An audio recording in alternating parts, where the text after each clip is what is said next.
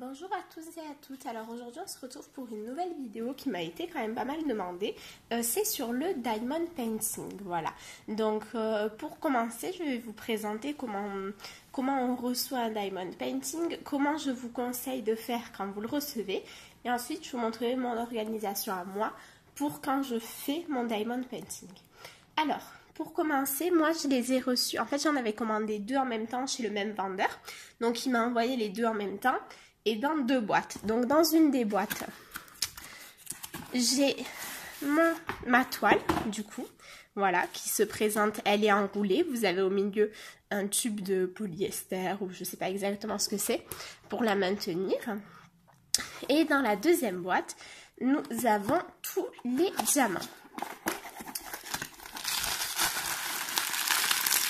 Voilà.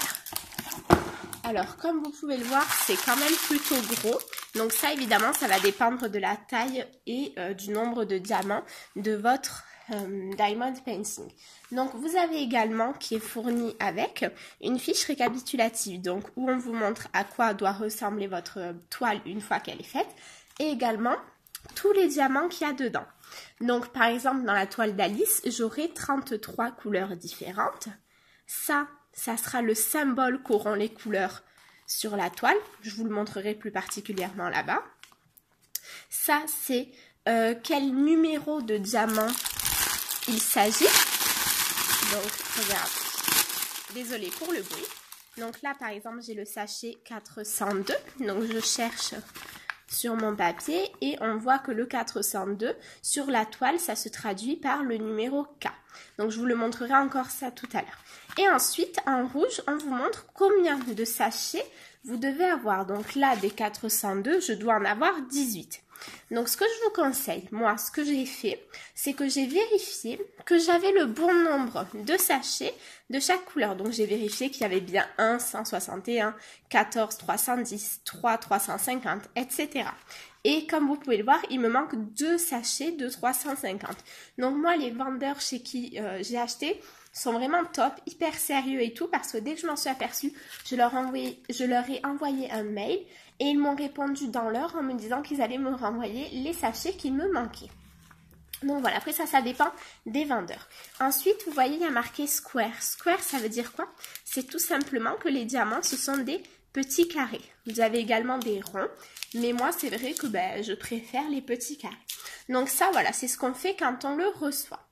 Ensuite, moi, une fois que je l'ai reçu et que je commence mon diamond painting, je récupère tous les petits diamants. J'ai acheté ces boîtes sur Amazon. Alors, j'ai payé les trois boîtes 8 €, il me semble. Et en fait, je m'étiquette chaque compartiment pour mettre les bons diamants dedans. Voilà, par exemple, bon là, vu que c'est pas le même diamant, voilà, il n'y a pas exactement les mêmes couleurs, mais par exemple, le 355, il est là. Donc, quand je verrai un U sur ma toile, j'aurai juste à ouvrir ce compartiment-ci et à y prendre les diamants. Mais pareil, je vous le montrerai un peu plus dans quelques instants. Donc, on reçoit les diamants et on reçoit également ça. Donc, moi, il y a encore tout simplement parce que j'ai gardé en fait ce que j'avais reçu lors de mon tout premier diamond painting. Donc on reçoit ce petit bâton qui est le bâton sur lequel vous allez pouvoir récupérer la colle. D'accord? Je vous montrerai pareil en détail tout à l'heure. On reçoit également une pince à épiler. Donc la pince à épiler, enfin une pince à épiler, on s'est compris. Hein? La pince à épiler, moi je m'en sers quand j'ai un diamant qui s'est mis au mauvais endroit et c'est tout. Je m'en sers pas du tout. Et ensuite, vous avez un petit compartiment. Je vous montrerai également tout à l'heure à quoi ça sert. Et des petits pochons qui se ferment. En fait, c'est pour mettre les diamants dedans. Sauf que, vu qu'il n'y en a que 2 et que j'ai ces petites boîtes-ci, je m'en sers pas. Je trouve que c'est beaucoup plus pratique de se servir de ça. Parce que tout simplement, sinon, vous allez passer un temps infini à chercher les couleurs à chaque fois. Et franchement, moi, ça m'agaçait prodigieusement. Donc voilà, moi, c'est ce que je fais quand je reçois un diamond painting. Et c'est comme ça que se présente un diamond painting. Maintenant, je vais vous montrer comment je fais quand je suis en train de faire un diamond painting. Lorsque vous faites votre diamond painting, vous avez besoin de plusieurs choses. Donc tout d'abord, vous avez besoin de votre toile. Moi, je suis en train de faire celle de Pocahontas. Donc vous voyez, j'ai le papier, le même que j'ai eu pour Alice. Ici, donc dans cette toile-ci, il y a 43 couleurs différentes. J'ai fait mon inventaire, il ne me manquait rien du tout pour cette toile-ci. Donc bon, c'est tant mieux. Ensuite, je prends également une petite boîte, mon petit bâton de colle, la colle et la pince à épiler. Comme je vous le dis, ça c'est vraiment, je m'en sers peu. Et j'ai investi dans une chose qui, je le pense, est vraiment importante. C'est une tablette lumineuse. Donc moi, je l'ai achetée chez Action au moment où elle y était. Je l'ai payé 9,99 €, mais vous pouvez en trouver sur Amazon et pas beaucoup plus cher. Donc à quoi ça sert? Je vais vous montrer. Ça se présente comme ceci. Vous avez un câble USB. Donc, en théorie, vous la branchez à votre ordinateur pour qu'elle puisse fonctionner, sauf qu'il y a aussi une prise. Ce qui est génial, comme ça, vous n'avez pas forcément besoin d'un ordinateur à côté afin de pouvoir réaliser votre diamond painting. Et ensuite, donc là, je l'ai branché. Je récupère ma tablette lumineuse qui se présente comme ceci. Après, je pense que vous pouvez l'utiliser pour d'autres choses, la tablette lumineuse, je ne sais pas du tout. Moi, je l'ai vraiment acheté juste pour le diamond painting. Et je la branche. Donc, elle a 3 niveaux d'intensité. Donc, vous avez intensité faible, intensité moyenne et intensité beaucoup plus importante. À quoi ça sert? On va le voir tout de suite. Je la place en dessous de ma toile à l'endroit où je suis en train de travailler. Donc actuellement, je vous déplace. Je suis en train de faire cette partie-ci. Hop, voilà. Alors, le problème avec le diamond painting, c'est que les cases sont vraiment petites. Je pense que vous pouvez le voir comme ça. Et il y a beaucoup de personnes à qui ça fatigue les yeux. Et il y a le fait qu'on ne peut pas trop pratiquer une fois la nuit tombée, tout simplement parce qu'on ne voit rien et que c'est quand même assez minutieux comme travail. Donc, on va tout simplement allumer notre tablette lumineuse. Voilà, donc là, je l'ai allumée à l'intensité numéro 1. Là, j'allume au 2 et là au 3.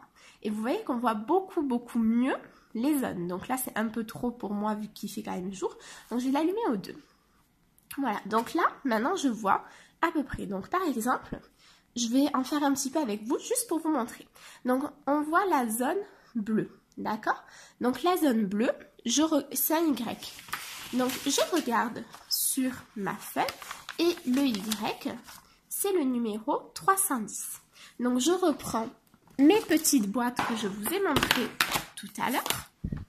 J'y cherche le numéro 310 qui est donc dans cette boîte-ci. Pour l'instant, j'en ai assez peu des couleurs, du coup c'est très facile. Et je vois que le 310, c'est celui-ci. Donc j'ouvre mon 310, je prends ma petite boîte, j'y verse mes diamants, voilà. Une fois que mes diamants sont là, je prends mon bâton de colle, je prends une colle, je pique un petit peu de colle. Alors ça, par contre, vous verrez, si vous en faites, que vous n'en avez pas besoin d'énormément, c'est-à-dire que vous ne revenez pas piquer de la colle à chaque fois que vous avez mis un diamant. Une fois que ceci est fait, je prends un diamant. Voilà, et je le place comme ceci, sur la bonne case. Voilà. Donc c'est assez minutieux. Moi, je trouve que je suis assez lente à le faire. Il y a des gens, ils font ça en une semaine, je ne sais pas comment ils font. Donc voilà, et en gros, il faut à partir de maintenant que je remplisse toutes les cases qui portent le Y. Parce que c'est bien cette couleur. Je suis désolée, c'est assez dur avec la caméra devant. Et voilà. Et si par mégarde, je me trompe et que je le mets, bon, je l'ai mis à peu près bien, mais si par mégarde, je me trompe, je récupère ma pince à épiler et j'ôte mon diamant afin de pouvoir recommencer par la suite. Voilà. Donc, je pense que j'ai été quand même assez explicite. Après, c'est pas non plus très compliqué. Alors, ce que je vous conseille, je ne le faisais pas au début, c'est-à-dire que je suis droitière.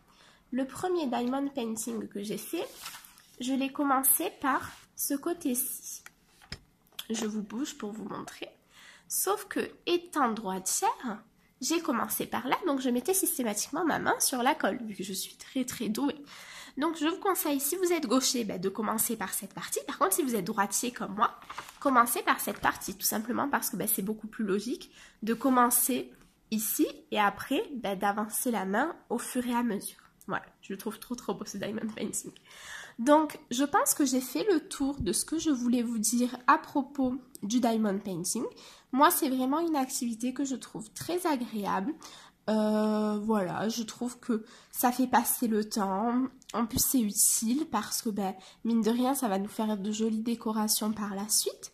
Donc voilà, j'espère vous avoir donné assez d'explications. J'espère aussi vous avoir donné envie de faire un petit peu de diamond painting.